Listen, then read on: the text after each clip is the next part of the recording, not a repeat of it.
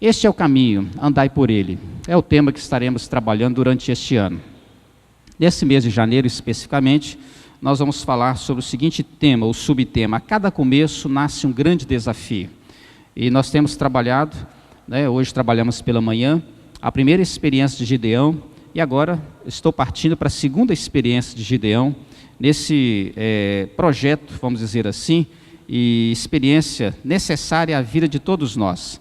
A gente está sempre começando alguma coisa, e veja como a experiência de Gideão tem muito a ver com a nossa vida. Nós vamos fazer a leitura no livro de Juízes, capítulo 7, vamos ler do versículo 1 ao versículo 8.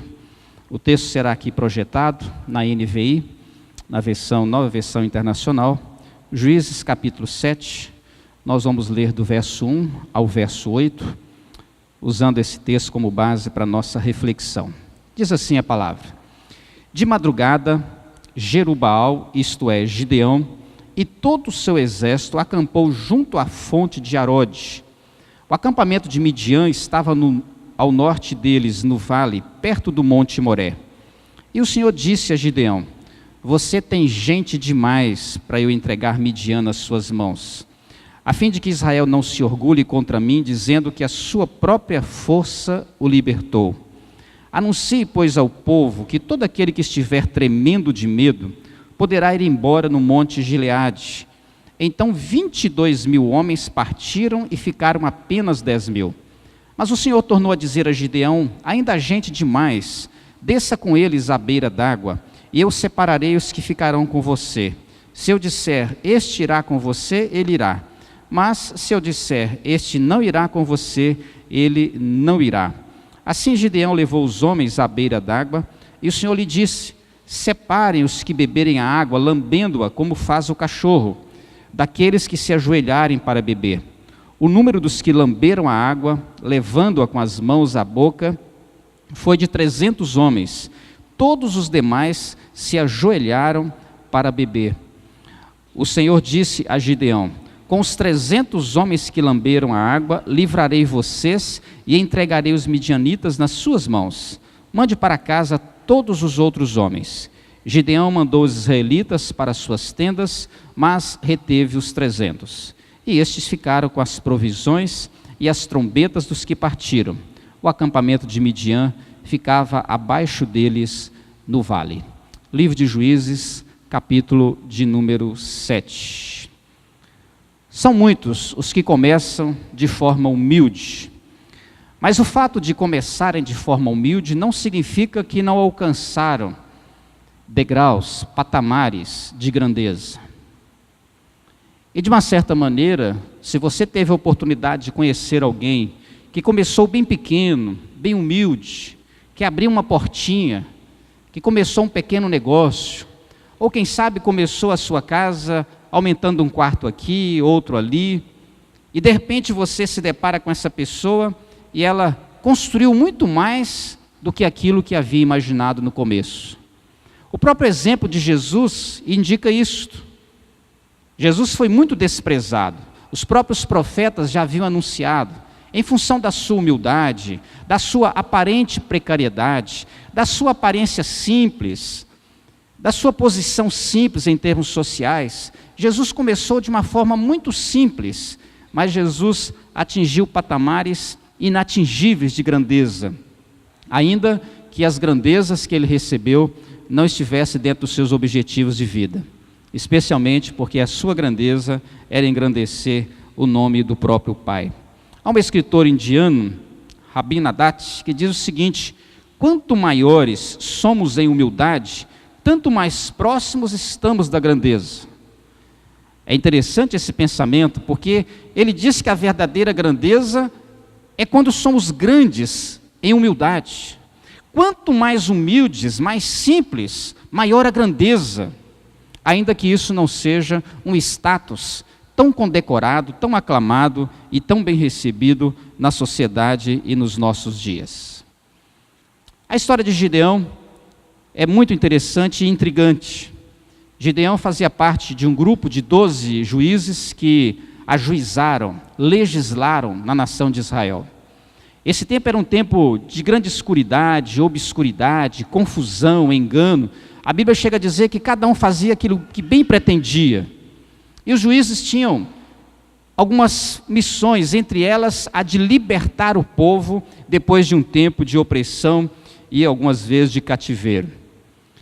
Gideão foi um homem que, inicialmente chamado por Deus, resistiu bastante ao seu chamado, mas foi convencido pela própria providência e soberania de Deus. E aqui nós temos um dado muito interessante. Ele arregimenta o seu exército, reúne o exército de Israel para enfrentar os midianitas. Os midianitas são descendentes de Abraão e uma segunda esposa que ele teve, chamada Quetura. E quando Gideão reúne os 32.000, ele tem aqui uma experiência com Deus, porque Deus vai desbastando, reduzindo e diminuindo estes homens, a ponto dele ficar apenas com 300. Essa história tem muito a ver com a nossa vida, porque nós temos aqui um homem que começa de forma simples, e mesmo contando com 300 homens, estes homens possuem uma espada, mas eles possuem também um jarro vazio, provavelmente de cerâmica, de barro. Eles possuem também uma tocha de fogo, eles possuem também uma trombeta, e exatamente armados com esses utensílios é que eles vão enfrentar mais de 30.000 inimigos, que é o exército dos midianitas.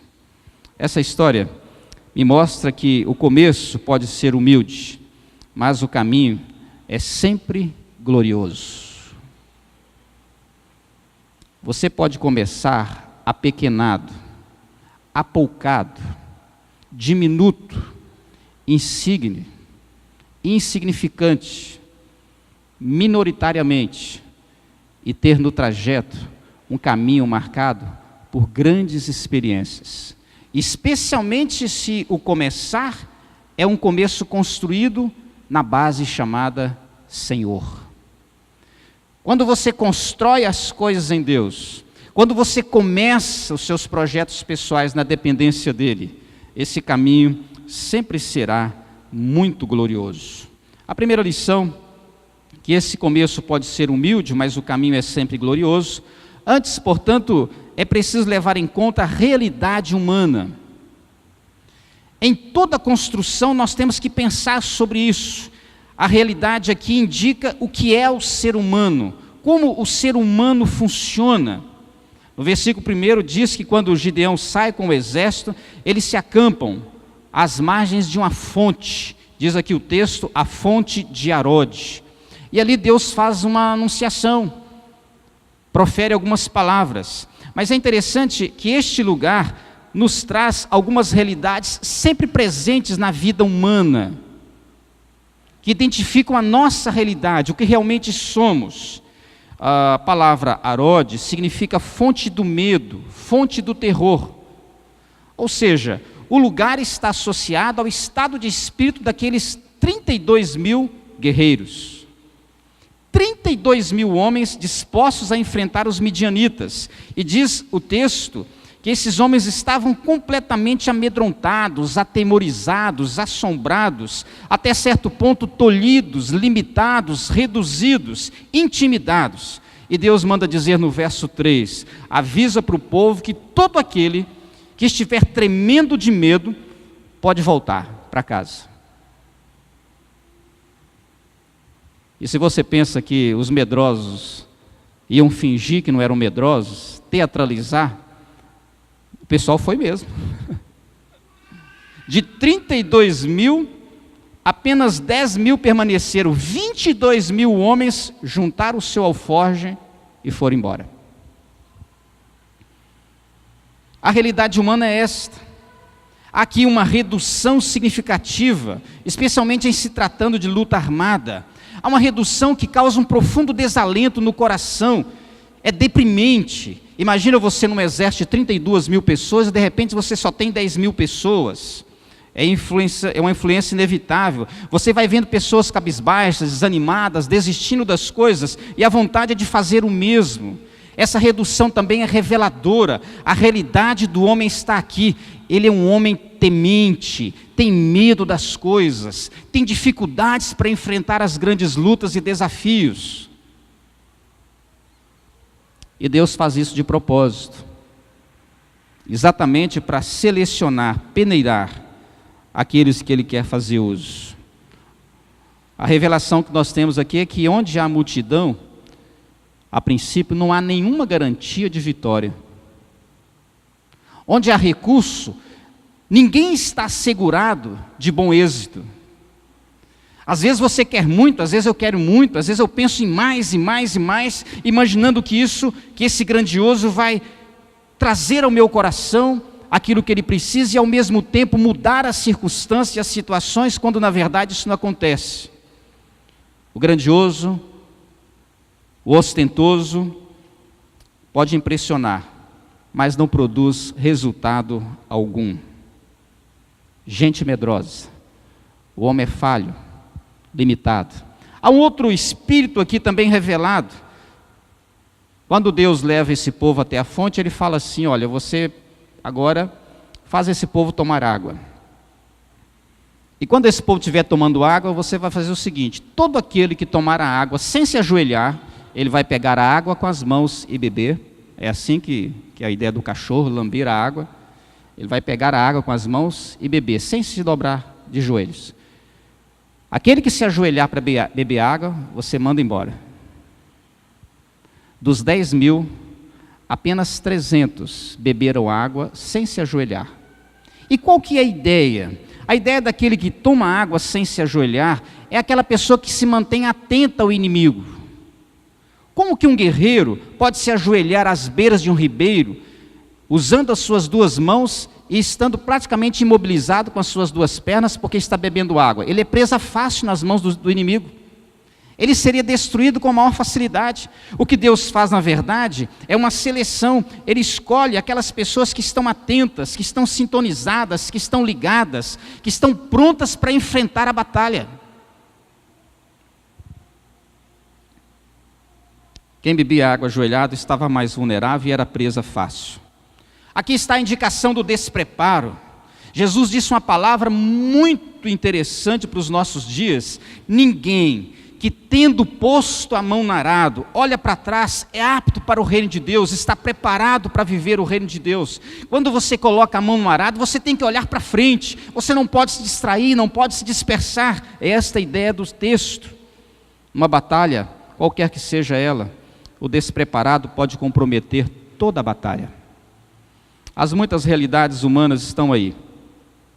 Vivemos num tempo, além do medo, do despreparo, gente desinformada, desatualizada, sem conhecimento dos problemas odiernos atuais. Alguns perdem a noção de como algumas práticas e costumes e hábitos mundanos prejudicam a sua espiritualidade. Alguns desconhecem que a fé em Deus não coaduna, não compactua com comportamentos contrários àqueles que são ensinados pela própria palavra. Alguns tentam conjugar a sua vida com Deus, e a manutenção insistente de todo tipo de pecado, maldade, subversão, é a realidade humana. Deus vai tirando, eliminando. O começo pode ser humilde, mas o caminho é sempre glorioso. Gideão, de 32, tem só 300. Segunda coisa, antes, portanto, é preciso também levar em conta a debilidade humana, a que chamamos de precariedade. Deus falou para Gideão: Gideão, você tem gente demais ainda. E eu quero levar pouca gente a fim de que ninguém se orgulhe e diga lá na frente: a minha força me libertou. A resistência do Senhor aqui aparece com respeito à quantidade.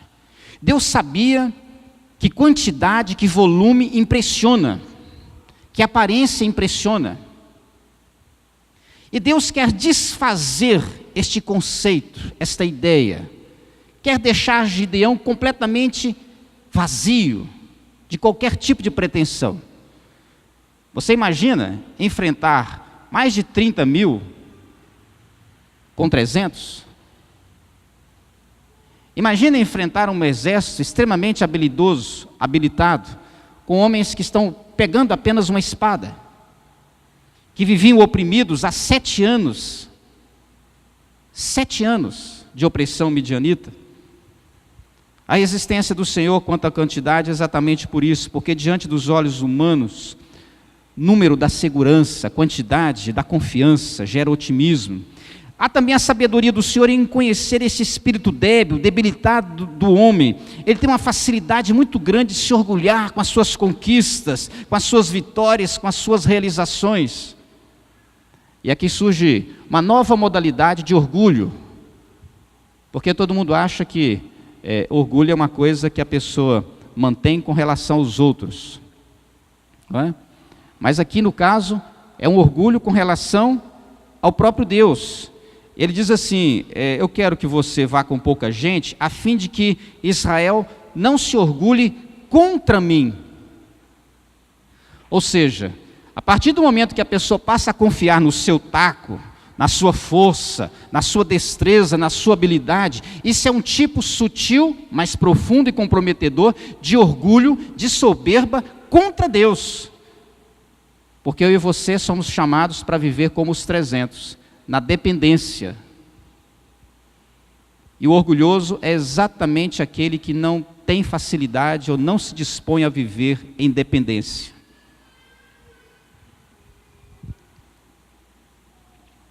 A sabedoria de Deus em conhecer o espírito humano é fantástica.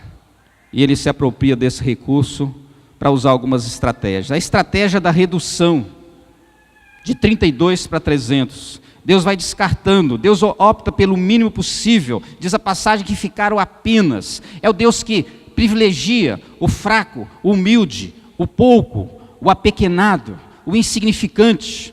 É a estratégia do menos, para ensinar ao coração debilitado que o Senhor não precisa de tanto, que quantidade não interfere e não decide em nada. Deus prefere minorar, diminuir, e Deus usa as coisas pequenas para surpreender as coisas grandes.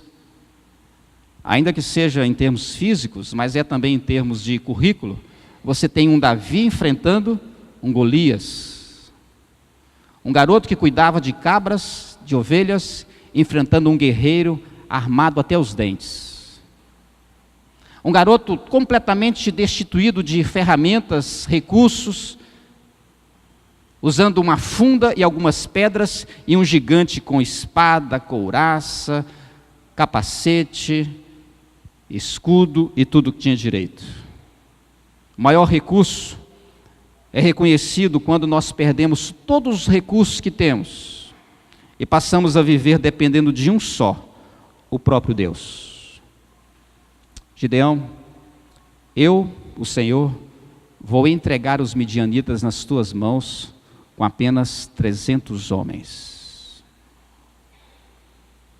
Eu que vou fazer isso. É a estratégia do mínimo possível. Aplicações. Criamos a mania de nos firmarmos e nos fiarmos naquilo que é apenas grandioso aos olhos humanos. Enquanto para Deus não há essa distinção. Nem tudo que é grandioso aos nossos olhos é grandioso aos olhos de Deus. E nem tudo aquilo que é pequeno aos nossos olhos é pequeno aos olhos de Deus. O pouco e o pequeno aos olhos humanos pode ser exatamente a opção de Deus e talvez a sua estratégia mais regular e mais frequente. De nada adianta todo recurso humano, a sua enormidade, se eles não podem em si mesmos garantir a nossa vitória. Você pode ganhar o mundo inteiro e perder o que é essencial, a sua alma. Os 300 deveriam enfrentar 135 mil. Isso dá para intimidar. Certamente, qualquer guerreiro que se preze ao imaginar a proporção 1 para cada 450. 1 para cada 450. Para que eles soubessem que a vitória não era deles, mas do Senhor. Diante da debilidade e fragilidade que temos, só nos resta fazer como Gideão, confiar em Deus. O começo pode ser humilde, mas esse caminho é glorioso, porque ele revela a nossa realidade, ele revela a nossa debilidade. E antes, portanto, é preciso também levar em conta o improvável de Deus. A confiança no Senhor produz no coração a admissão do improvável, do incrível, do impossível, do inacreditável. Como é, usando o raciocínio lógico, que 300 homens sejam capazes de enfrentar um exército de 135 mil? Considerando que aqui nessa batalha, os midianitas tiveram ainda a parceria, o consórcio dos amalequitas. Os amalequitas eram também descendentes, né, de Israel, era um dos netos de Esaú, chamado Amaleque.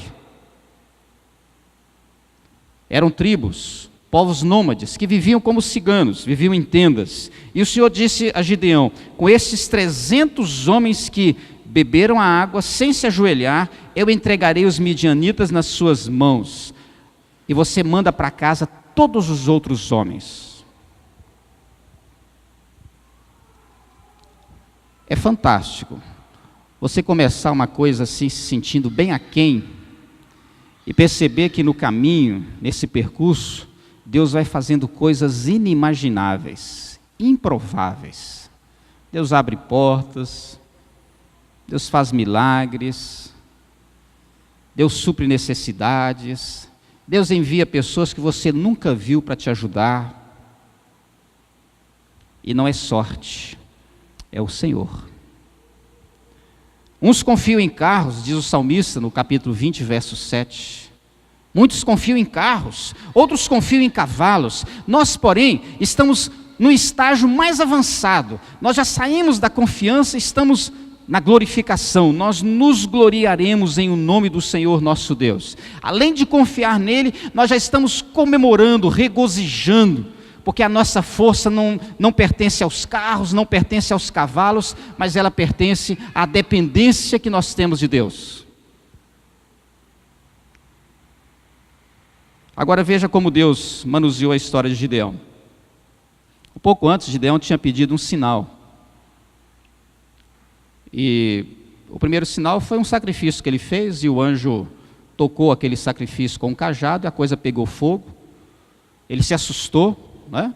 Afinal de contas, não é todo dia que se encontra anjo por aí. A segunda prova, ele nem pediu. Ele se aproximou do acampamento dos midianitas e viu duas pessoas conversando. Um cidadão midianita contando para o outro um sonho que ele teve. Olha só como Deus foi falando ao coração dele. E olha o sonho do cara. Isso não é sonho, isso é um pesadelo, né? Tive um sonho, dizia ele. Um pão de cevada vinha rolando dentro do acampamento. Já pensou um pão rolando? Que alegoria, né? Um pão vinha rolando dentro do acampamento midianita, quer dizer, o nosso acampamento, e atingiu a tenda com tanta força que ela tombou e se desmontou. Aí o outro diz assim: já sei o que é isso. É a espada de Gideão contra os midianitas. Quando Gideão ouviu essa conversa entre dois midianitas, ele falou assim: tá aí, Deus vai me entregar esses midianitas. Eu vou vencer esse midianita. Gideão chegou com todo o gás no meio do seu exército. Disse: pessoal, olha, aconteceu uma coisa extraordinária, vamos lá e que nós vamos arrebentar esse negócio. Mas Deus capacitou Gideão com outro recurso. Os midianitas, corria entre eles uma superstição, uma lenda. Eles acreditavam que quando eles venciam uma nação, venciam um exército, passado algum tempo aquele exército poderia retornar em vingança contra eles. Só que esses vingadores não viriam mais no formato que eles lutaram antes. Eles vinham com o rosto, com a cabeça, com uma tocha de fogo. É como se fossem assombrações, monstros. E isso corria solto no meio dos midianitas. E o que é que Deus deu a Gideão em termos de capacidade? Ele pega os 300 homens, coloca nas mãos desses homens vasos de barro, coloca na mão desses homens trombetas, coloca na mão desses homens tochas de fogo. Agora olha só o cenário. Ele dividiu os 300 em 3 grupos. E ao mesmo tempo, todos eles gritaram, tocaram trombeta e levantaram a tocha. Quando os midianitas viram aquilo, o que eles pensaram? Olha aí, o povo vem vingar. A superstição se tornou uma verdade para eles.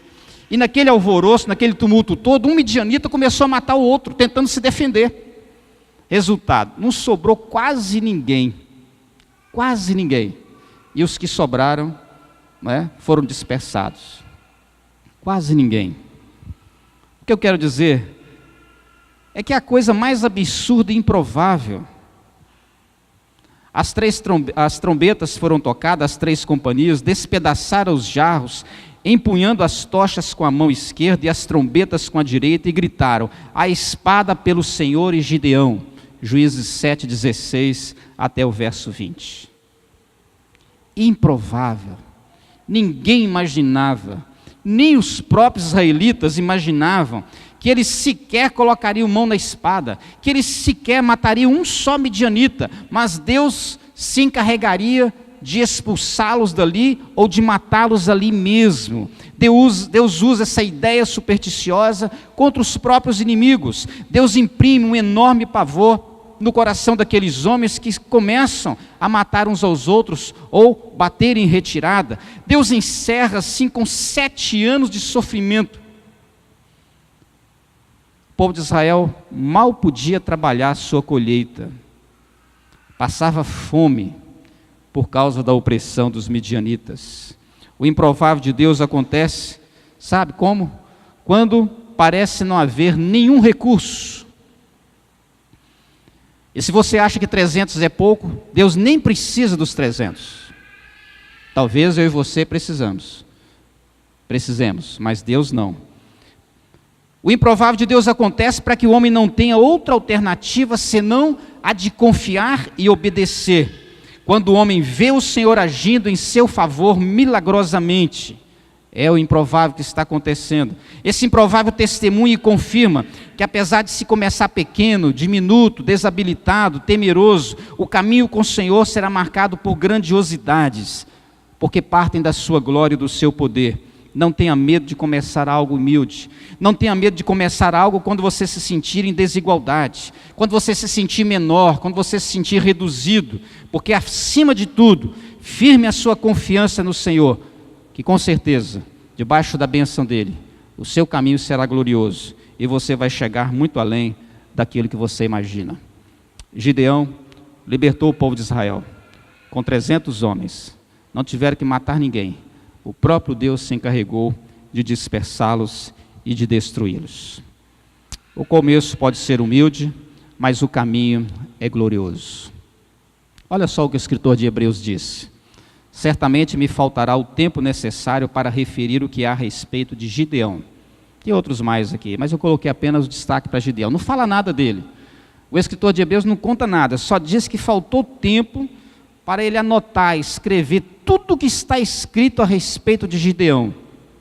Aquele garoto, aquele homem que foi chamado debaixo de uma árvore em Ofra, que estava com medo, que estava preparando o trigo no meio de uma bacia de preparar vinho no lagar, escondido às ocultas de madrugada. Esse menino temente, assustado, apavorado, desconfiado, não há tempo suficiente para escrever, para referir-se ao que ele fez em sua história.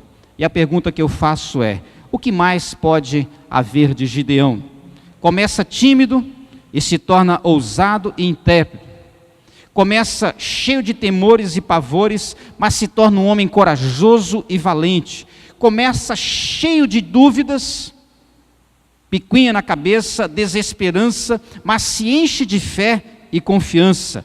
Começa pequeno, mas se agiganta na liderança que realiza e naquilo que ele próprio se torna.